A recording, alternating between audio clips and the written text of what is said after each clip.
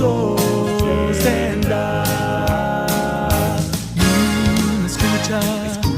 Escucha mi predicar. Oh, escucha mi predicar. Aunque todo ande mal, en mi ser yo sé, oh, algo sí me sostendrá. Algo me sostendrá. Seguro estoy de que algo me sostendrá.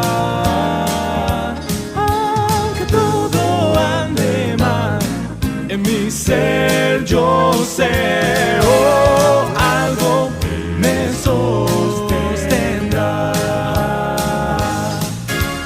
Un llamado se escuchó, me levanté y oí en la iglesia mis hermanos, un solo espíritu sentí, un grito de alabanza dar, del enemigo expulsar.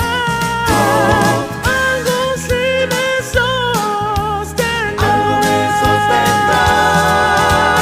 algo me sostendrá. Seguro estoy de que algo me sostendrá. Aunque todo ande mal, en mi ser yo sé, oh, Dios me sostendrá. Sé que Dios me sostendrá. Sé que Dios me sostendrá.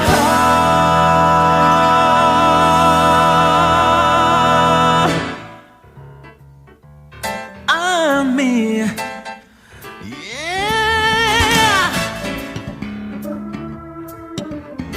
Yo sé que me sostendrá. Yo sé que siempre me sostendrá. Oh, sí, a mí. Sostendrá a mí. Seguro estoy de que algo me sostendrá.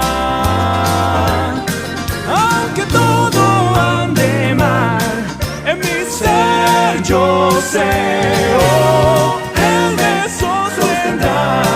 Sé que Dios me sostendrá. Él me sostendrá.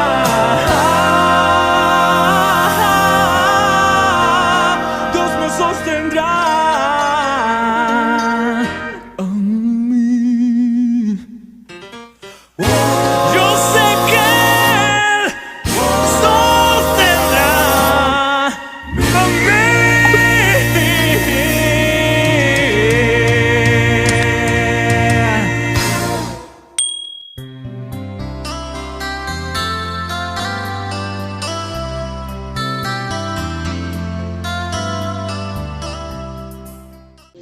Bendiciones, qué gusto saludarles en este día y reencontrarnos una vez más por este medio para compartir la enseñanza que hemos titulado 6 encuentros con Cristo. Son 6 enseñanzas del libro de Éxodo sobre el tabernáculo. Y estamos encontrando en todo el tabernáculo mensajes que nos hablan de Cristo, de su santo evangelio, de su iglesia y todo lo referente a la salvación. En este día ya entramos a lo que sería el santuario. Salimos del atrio y entramos al santuario, a la primer parte del santuario, que es el lugar santo, antes del santo de los santos, es decir, el lugar santísimo. Y lo primero, ahí les acabo de compartir una foto con un cuadro que nos muestra cómo estaba organizado el lugar santo. Y vemos allí a la izquierda el candelabro, a la derecha la mesa de los panes, y en el centro, casi al extremo ya, al extremo oeste del lugar santo, tenemos el altar del incienso. Luego hay un velo y del otro lado del velo está el lugar santísimo. Y lo primero que debemos decir es que todos los muebles del tabernáculo nos hablan de la gloria de Cristo. Todo nos apunta a la gloria de Cristo. Y el lugar santo, como la primera habitación del santuario, era un lugar al que solo podía acceder el sacerdote, pero no sin antes lavarse las manos y los pies en la fuente de bronce. Otro detalle interesante del lugar santo es que hay otra puerta que se debe cruzar. La primera puerta, ya estuvimos viendo allí la revelación de Cristo en el Evangelio. Luego teníamos el altar del holocausto, esa era la revelación de Cristo muriendo en la cruz del Calvario. Luego el lavacro, la fuente de bronce, y ahí tenemos a Cristo, la revelación de Cristo santificando a su iglesia. Y ahora tenemos otra puerta. Era similar a la puerta principal, pero la diferencia era el tamaño. Esta puerta era más angosta, pero más alta. Y dice la palabra del Señor, como introito a lo que vamos a aprender en este día, en Mateo capítulo 7, versículo 14, encontramos en la palabra del Señor, dice Mateo 7, 14, porque estrecha es la puerta y angosto el camino que lleva a la vida, y pocos son los que la hallan. Así tenemos esta puerta que es más angosta, pero más alta. El Evangelio es así. El Evangelio es un camino que es angosto, es una puerta angosta, pero nos lleva a una vida elevada. Es un camino cuesta arriba, es un camino a la salvación. Otro detalle que también es muy importante saber es que en el atrio, en la primera parte del tabernáculo, cuando uno entraba al tabernáculo, el metal predominante era el bronce. Y el bronce estuvimos viendo que era símbolo de juicio. Todo lo que es puerta de entrada, que nos habla también de arrepentimiento, que nos habla de renovación, que nos habla del evangelio de salvación, implica juicio. Así como cuando se predica el evangelio es necesario hablar de la ley, porque ¿cómo se va a arrepentir el oyente si no sabe la condición en la que está? Así, antes de predicar el evangelio de la gracia es necesario predicar la ley para que la gente sepa que es culpable, que la paga del pecado es muerte y que la ira de Dios se está manifestando en juicios desde el primer pecado hasta la actualidad, y que lo que viene es la ira venidera. Pero ya pasando el atrio, donde encontramos allí la figura del juicio en el bronce, entramos al santuario. ¿Y saben cuál metal es el que predomina en el santuario? El oro. Y el oro nos habla de la divinidad, nos habla de Dios. El tabernáculo era para proveer un lugar donde Dios morara en medio de su pueblo. Allí estaba, como dijimos hoy, se manifiesta la gloria de Cristo. Y adicionalmente a esto, como introducción, enseguida les voy a compartir también una lista de 7 cosas que representan en la Biblia el oro. Y eso va a ser para completar este conocimiento.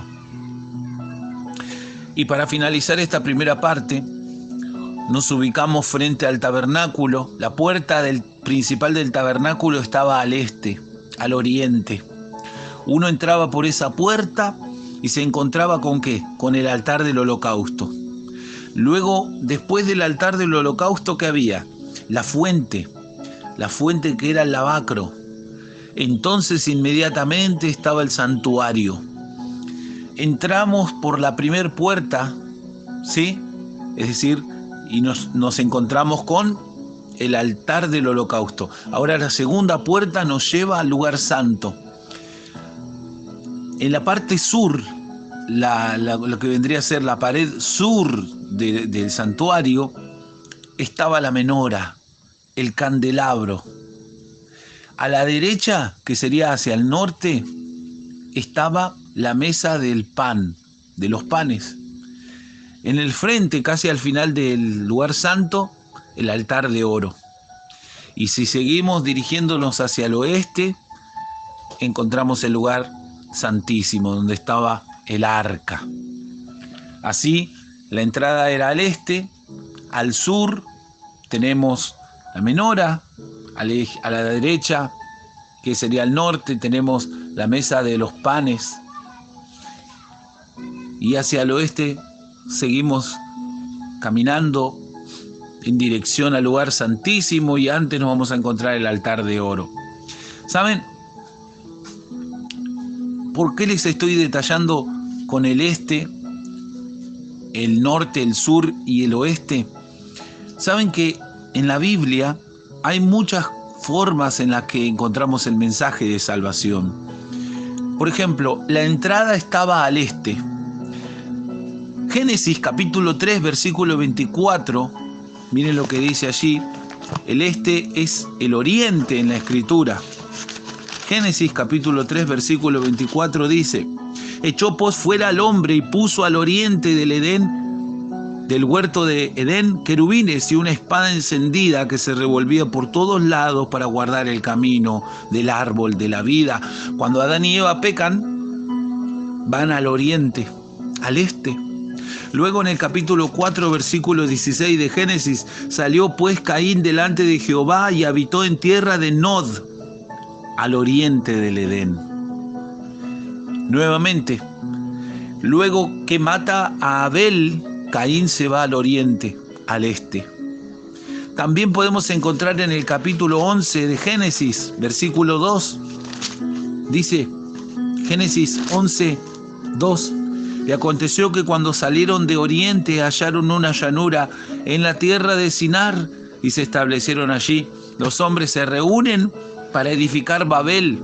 ¿Y hacia dónde viajan? Al oriente, al este. Después tenemos otro ejemplo más. Génesis capítulo 13, versículo 11. Seguimos.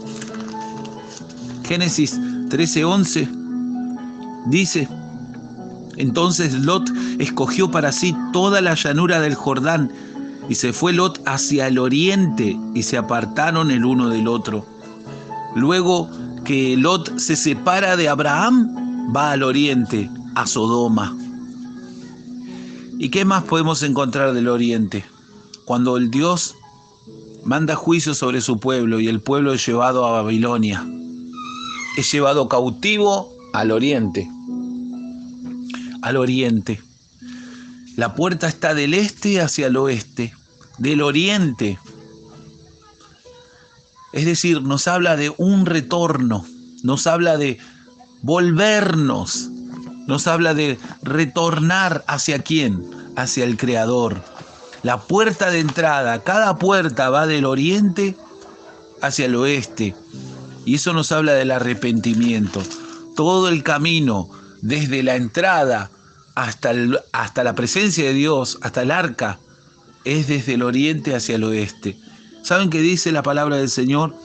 Romanos capítulo 2, versículo 4. O menospreciáis las riquezas de su benignidad, paciencia y longanimidad, ignorando que su benignidad te guía al arrepentimiento. Hay una misericordia, una benignidad que Dios proveyó a su pueblo en el tabernáculo, que incluso desde la dirección en la que caminaba la persona hasta la presencia del Señor, nos figura, nos muestra una imagen de arrepentimiento volviendo al Creador. Así el Evangelio manifiesta la justicia de Dios, revela la ira de Dios, pero también la benignidad de Dios que guía al pecador, al perdido, hacia el arrepentimiento, hacia el perdón en Cristo, hacia la salvación en su nombre, hacia la santidad en su sangre. y al final hacia la glorificación en la eternidad. Y vamos a la primera parte, el candelabro. Vamos a hacer lectura al libro de Éxodo, capítulo 25, versículo 31 hasta el 40. Dice la palabra del Señor: harás además un candelero de oro puro, labrado a martillo, se hará el candelero. Su pie, su caña, sus copas, sus manzanas y sus flores serán de lo mismo, y saldrán 6 brazos de sus lados, 3 brazos del candelero a un lado y 3 brazos al otro lado, 3 copas en forma de flor de almendro en un brazo, una manzana y una flor, y 3 copas en forma de flor de almendro en otro brazo, una manzana y una flor, y así en los 6 brazos que salen del candelero. Y en la caña central del candelero, 4 copas en forma de flor de almendro, sus manzanas y sus flores. Habrá una manzana debajo de 2 brazos del mismo, otra manzana debajo de otros 2 brazos del mismo, y otra manzana debajo de los otros 2 brazos del mismo, así para los 6 brazos que salen del candelero. Sus manzanas y sus brazos serán de una pieza, y todo ello una pieza labrada a martillo, de oro puro. Y le harás 7 lamparillas, las cuales encenderás para que alumbren hacia adelante.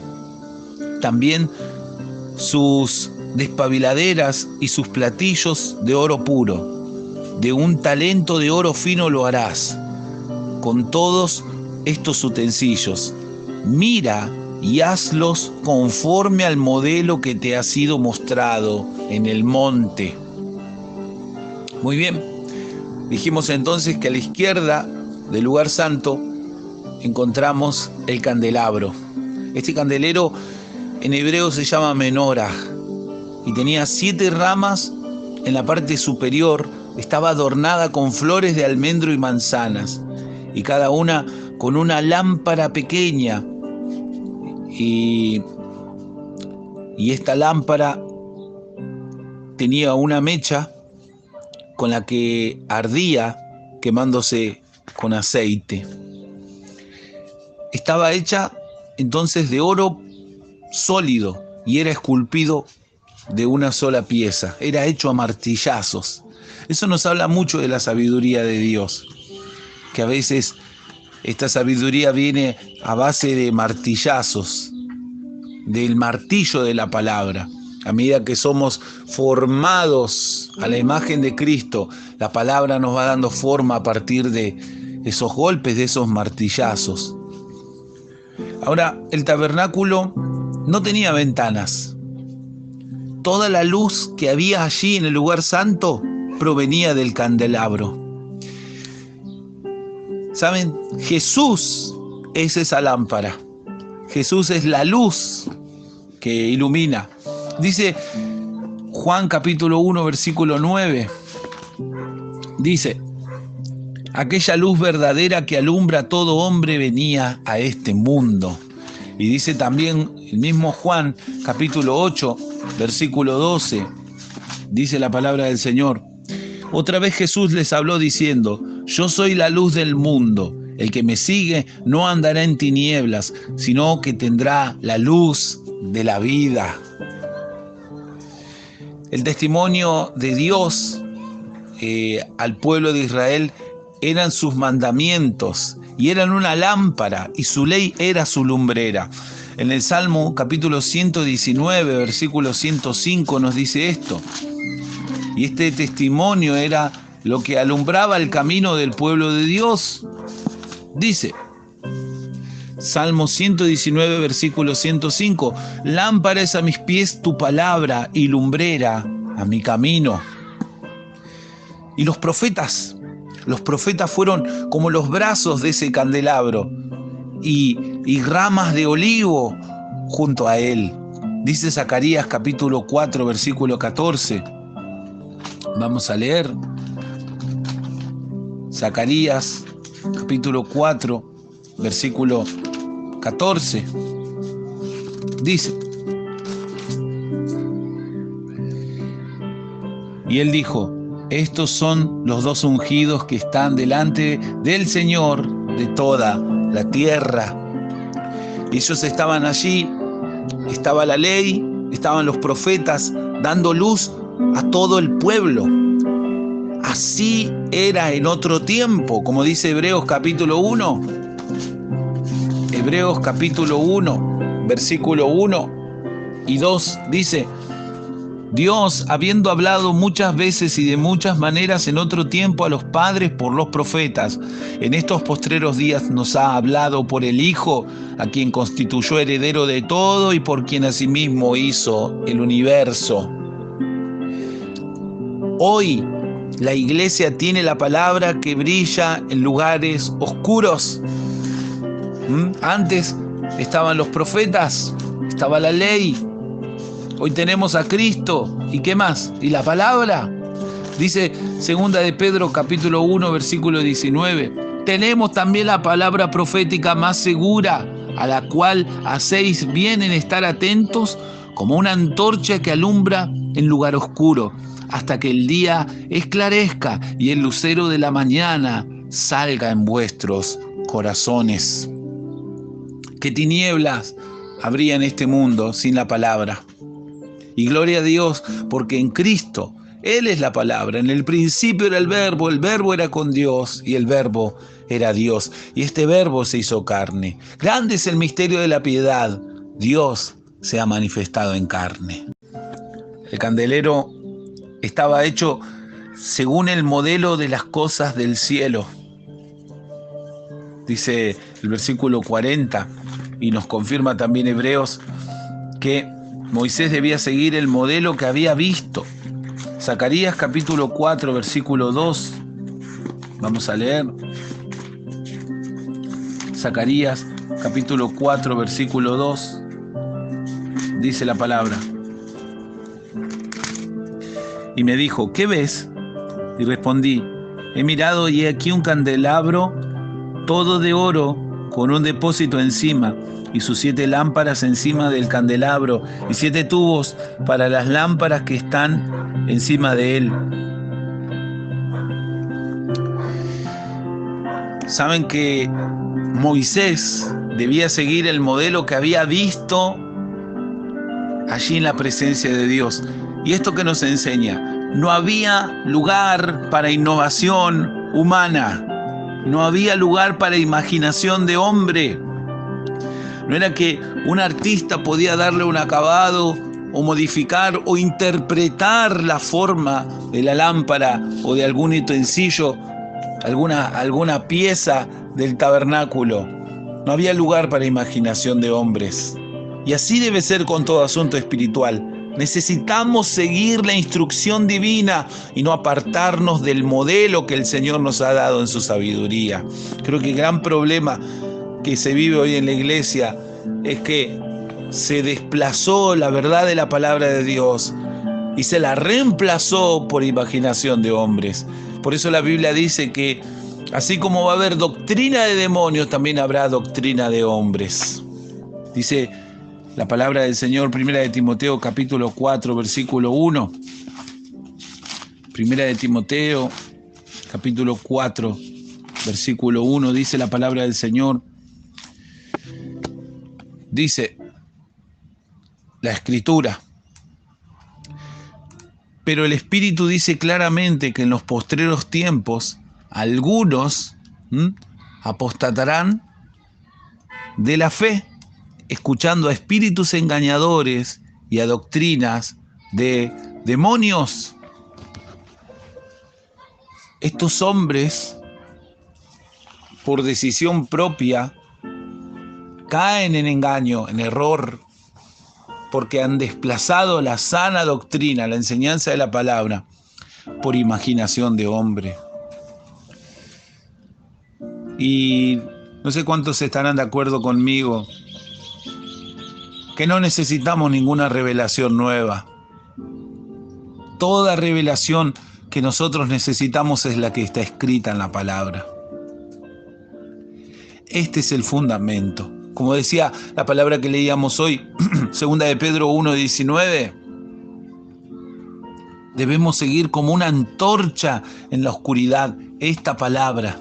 Esta es la palabra profética más segura. ¿Saben?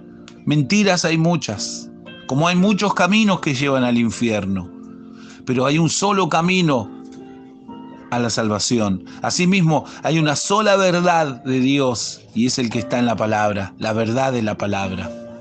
Mentiras hay muchas. Todos los días sale una mentira nueva. Todos los días el diablo se fabrica una doctrina nueva. Pero la sana doctrina es la que está escrita.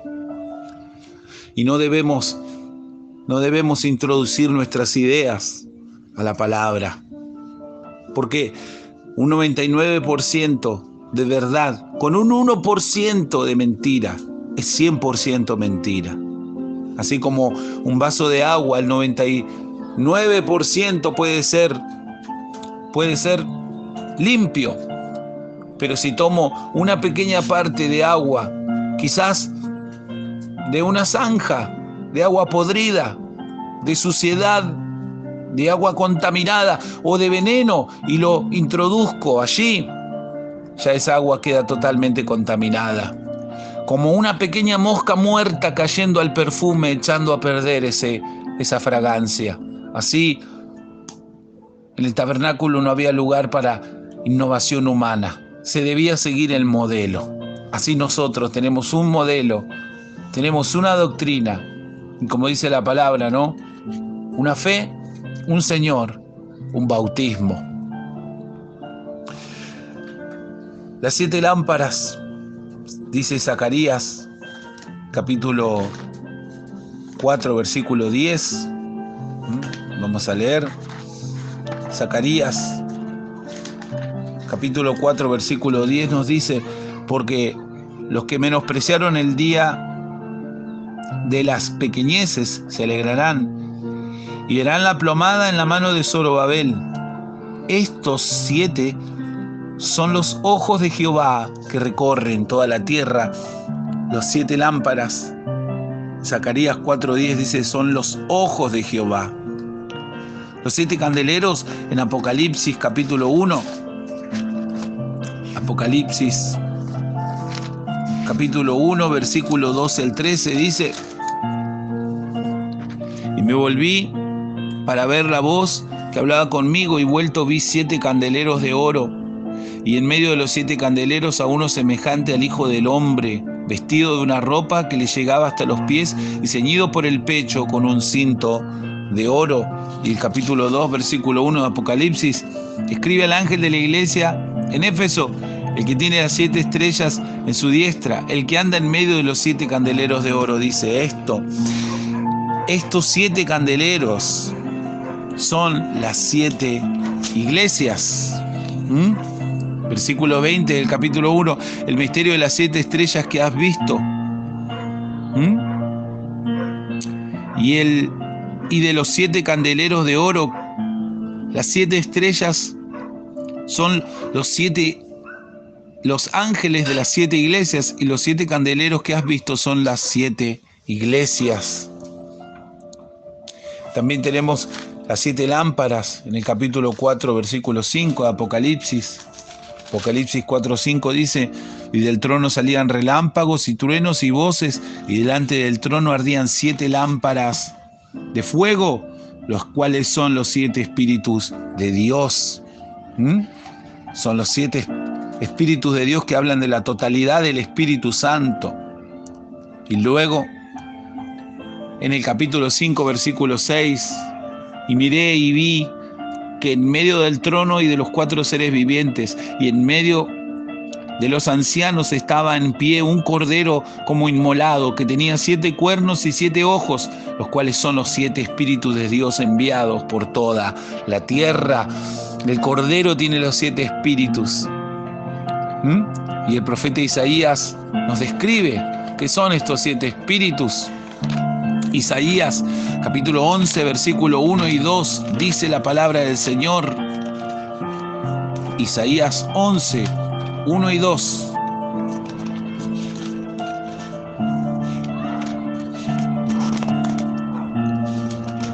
Dice: saldrá una vara del tronco de Isaí, y un vástago retoñará de sus raíces, y reposará sobre él el espíritu de Jehová, espíritu de sabiduría y de inteligencia, espíritu de consejo y de poder, espíritu de conocimiento y de temor de Jehová. Como dijimos al principio, todos los muebles del tabernáculo nos hablan de la gloria de Cristo. Y así entramos en la segunda parte de esta enseñanza. Hoy estaremos viendo hasta la mesa de los panes y en la próxima vamos a estar desarrollando el altar de oro. Y ahora vamos a hacer lectura a Éxodo, capítulo 25, versículo 23 al 30. Éxodo, capítulo 25, versículo 23 al 30. Dice la palabra del Señor. Dice: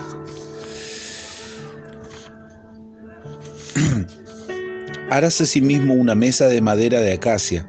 Su longitud será de 2 codos y de 1 codo su anchura y su altura de 1,5 codos. Y la cubrirás de oro puro y le harás una cornisa de oro alrededor. Le harás también una moldura alrededor de 1 palmo menor de anchura y le harás a la moldura una cornisa de oro alrededor.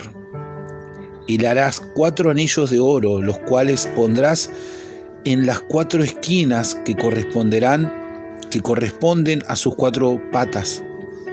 Los anillos estarán debajo de la moldura, para lugares de las varas para llevar la mesa. Harás las varas de madera de acacia y las cubrirás de oro, y con ellas será llevada la mesa. Harás también sus platos, sus cucharas, sus cubiertas y sus tazones, con que se libará. De oro fino los harás. Y pondrás sobre la mesa el pan de la proposición delante de mí continuamente. A la derecha, al entrar al lugar santo, a la izquierda dijimos estaba la lámpara, la menora. Y ahora nos encontramos a la derecha con la mesa de los panes. Estaba esta pequeña mesa que era elaborada de madera de acacia recubierta de oro. Tenía 1 metro de largo por medio metro de ancho. Y tenía una cornisa adornada, es decir, una corona. Y era trasladada igual que el arca, con unas varas puestas en anillos. Esta iba acompañada de otros accesorios útiles para el servicio de los sacerdotes en esta mesa. El pan de la proposición, saben, también era llamado el pan de la presencia, porque era el pan que los sacerdotes comían en la presencia de Dios. La palabra hebrea es lehem panim, que significa pan al rostro. Estos panes eran 12 en total, sin levadura. Representaban al pueblo de Dios y eran comidos en Shabbat y se reemplazaban por otros panes nuevos. Primera de Crónicas, capítulo 9, versículo 32. Y Levítico, capítulo 24, versículo 5 al 9.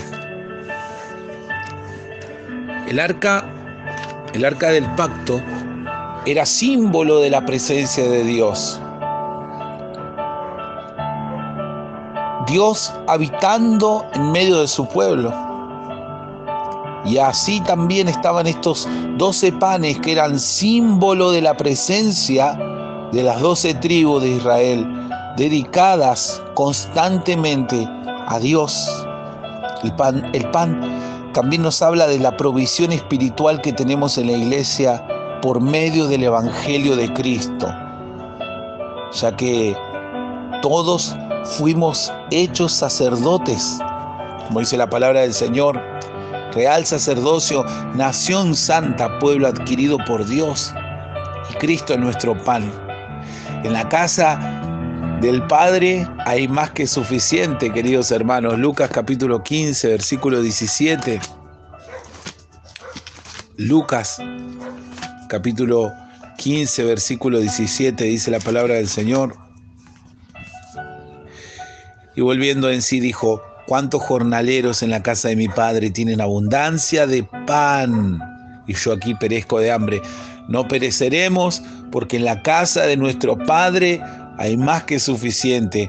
Y como dice aquí la palabra, abundancia de pan. El Señor nos enseña y nos ordena que oremos por el pan de cada día. Y Él también prometió que iba a cenar con nosotros y nosotros con Él. Apocalipsis capítulo 3, versículo 20. Vamos a hacer lectura. Apocalipsis 3:20, dice la palabra del Señor: he aquí yo estoy a la puerta y llamo. Si alguno oye mi voz y abre la puerta, entraré a él y cenaré con él y él conmigo. Así en el Evangelio recibimos una provisión de alimento espiritual. Es el pan de cada día, su palabra. Es Cristo revelándose como una lámpara y revelándose como la mesa de los panes. Él es la luz y Él es el pan de vida. Él es el camino, la verdad y la vida. Nadie viene al Padre si no es por Él. Y así podemos concluir que cada pieza del tabernáculo nos habla de la gloria de Cristo, nos revela a Cristo obrando en nosotros, obrando en la historia, obrando por medio del Evangelio, obrando en su gracia. Toda la gloria sea nuestro Dios, porque nosotros estábamos extraviados y éramos incapaces de hacer lo bueno. Así como el pueblo de Israel, cuando Moisés sube al monte, al Sinaí, ellos automáticamente se extraviaron. Así como cuando muere Josué, el pueblo automáticamente se extravió por los malos caminos. De igual forma, toda la humanidad, cada uno fue por su camino. Todos a una se desviaron e hicieron lo malo. Y como dice la palabra del Señor, no hay ni un justo. Dice Romanos capítulo 3, versículo 10, como está escrito, no hay justo, ni aún uno. No hay quien entienda, no hay quien busque a Dios. Todos se desviaron, a una se hicieron inútiles. No hay quien haga lo bueno, no hay ni siquiera uno. Sepulcro abierto es su garganta, con su lengua engañan, venena de aspides hay debajo de sus labios. Su boca está llena de maldición y de amargura, sus pies se apresuran para derramar sangre. Quebranto y desventura hay en sus caminos, y no conocieron camino de paz. No hay temor de Dios delante de sus ojos. Y así también Romanos